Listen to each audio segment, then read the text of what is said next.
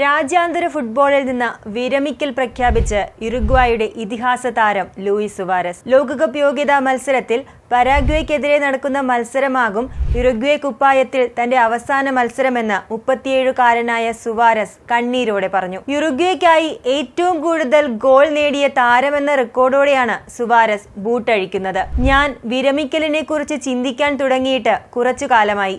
ഇതാണ് ശരിയായ സമയമെന്ന് വിശ്വസിക്കുന്നു. ദേശീയ ടീമിനൊപ്പം സമാധാനത്തോടെ അവസാന മത്സരം കളിക്കണമെന്നാണ് ആഗ്രഹം.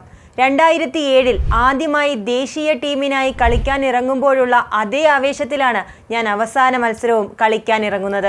ആ 19 വയസ്സുള്ള കുട്ടി ഇപ്പോൾ ഒരു മുതിർന്ന കളിക്കാരനാണ്. നിങ്ങൾ അതിനെ എങ്ങനെ വിളിച്ചാലും കുഴപ്പമില്ല.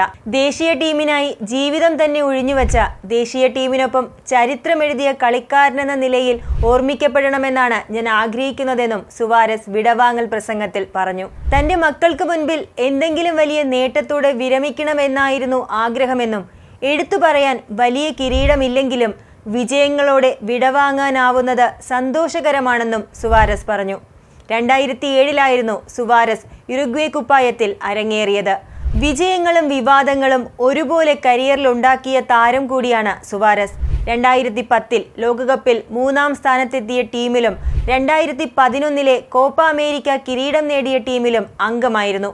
17 വർഷം നീണ്ട രാജ്യാന്തര കരിയറിൽ 142 മത്സരങ്ങളിൽ യുറുഗ്വേ കുപ്പായമണിഞ്ഞ സുവാരസ് 69 ഗോളുകൾ സ്വന്തമാക്കി.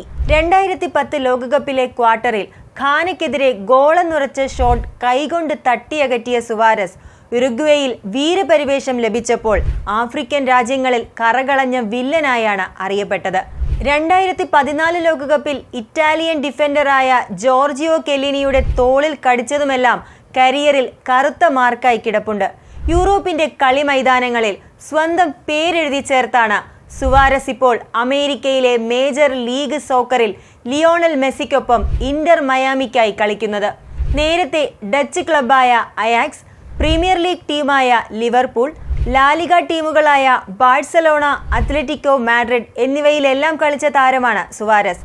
ലിവർപൂളിന്റെയും ബാഴ്സലോണയുടെയും ഇതിഹാസ താരങ്ങളുടെ പട്ടികയിൽ ഇടം നേടിയിട്ടാണ് സുവാരസ് അമേരിക്കയിലേക്ക് കൂടുമാറിയിരിക്കുന്നത്. ക്ലബ് തലത്തിൽ ഇന്റർ മയാമി ആയിരിക്കും തന്റെ അവസാന ക്ലബ് എന്ന് സുവാരസ് നേരത്തെ വ്യക്തമാക്കിയിരുന്നു.